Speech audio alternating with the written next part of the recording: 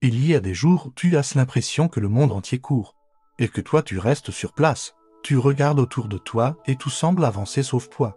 Et ce sentiment de retard colle à ta peau comme une seconde ombre. C'est ce que vivait Claire. Elle avait l'impression de se lever chaque matin dans une pièce sans lumière, de répéter des gestes mécaniques, de sourire parce que c'était ce qu'on attendait d'elle.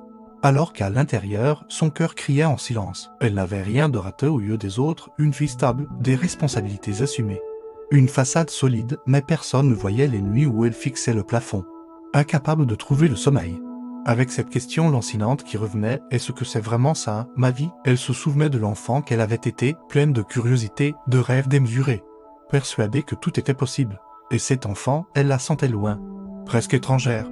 Un matin, alors qu'elle marchait dans la rue pour aller travailler, elle a vu une petite fille s'arrêter net devant une vitrine pleine de couleurs. La petite a tiré la manche de sa mère et elle s'est exclamée avec des yeux brillants. « Regarde maman, c'est magnifique, je veux peindre ça un jour. » Claire s'est arrêtée aussi, pas pour regarder la vitrine, mais pour écouter. Ces mots ont réveillé quelque chose qu'elle croyait perdu. Ce feu intérieur qui lui rappelait ses propres rêves d'autrefois. Elle est restée immobile quelques secondes et dans son cœur, un murmure est revenu, « Tu n'es pas éteinte, tu dors juste, ce soir-là. » Elle a ouvert un vieux carnet poussiéreux qu'elle gardait au fond d'un tiroir.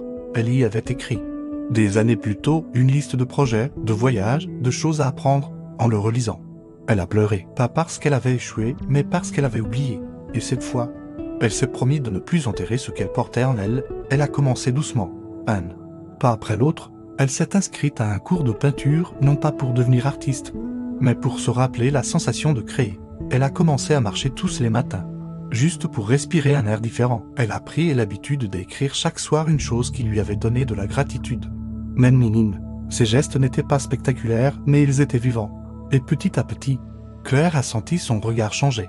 Les couleurs autour d'elle semblaient plus fortes, les sourires plus vrais, et même ses échecs lui paraissaient moins lourds. Bien sûr, tout n'était pas simple. Il y avait encore des jours de doute, encore des moments où elle voulait abandonner. Mais à chaque fois, elle se souvenait que la vie ne se transforme pas en un seul instant, elle se construit, comme une mosaïque, avec des morceaux cassés et des éclats lumineux. Et c'est cette mosaïque qui fait toute la beauté du chemin. Un soir, en rentrant, elle a croisé son reflet dans la vitre du métro. Elle s'est regardée longtemps et pour la première fois depuis des années. Elle a souri non pas pour paraître forte, mais parce qu'elle se sentait réellement en vie. Elle n'était plus prisonnière de ses habitudes. Elle était en marche vers elle-même. Et toi, qui écoutes ces mots, je veux que tu comprennes ceci, tu n'as pas besoin d'un miracle pour changer ta vie. Tu n'as pas besoin que tout soit aligné. Tu n'as pas besoin d'attendre le moment parfait. Parce qu'il n'existe pas. Tout ce que tu as à faire, c'est décider. Décider de ne pas t'abandonner. Décider de faire un pas, puis un autre. Même si c'est petit, même si personne ne t'applaudit.